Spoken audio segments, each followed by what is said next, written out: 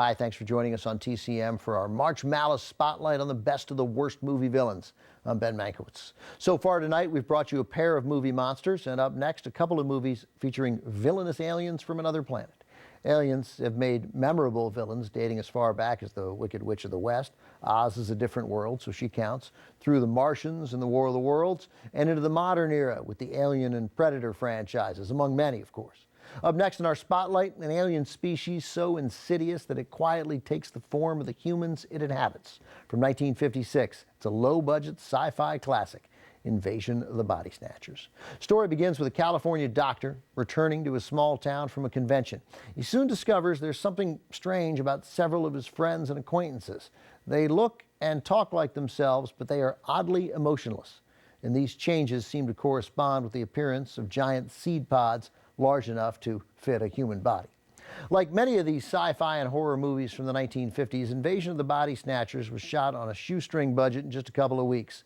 You would be hard-pressed to find a single person who expected it to become a classic, but it did, thanks to its inventive story, a solid script, good cast, and an enormously talented young director, Don Siegel. The creepy premise has inspired two well-made remakes, the 1978 version starring Donald Sutherland and 1993's Body Snatchers with Meg Tilly. The stars of the 1956 original, Kevin McCarthy and Donna Winter, both had successful careers, but they're best remembered for their performances in this sci-fi classic. And a truly keen eye will spot an actor with one scene as a meter reader, future director Sam Peckinpah, who came up in the movie business as a dialogue coach and assistant director for Don Siegel. From 1956, Invasion of the Body Snatchers. There is plenty to read between the lines regarding the plot of Invasion of the Body Snatchers, people becoming highly suspicious of their friends, their neighbors. Some saw it as a subtle attack on McCarthyism and the anti-communist hysteria of the 1950s. Others argue it was actually an attack on communism because everyone was exactly the same and life was therefore robbed of its passion.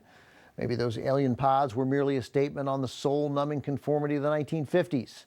What did director Don Siegel intend? Siegel said he just wanted to make a scary movie. He succeeded. Up next, another villain who could be perceived as a commentary on communism, the movie could anyway, and another film considered one of the best sci-fi movies ever made.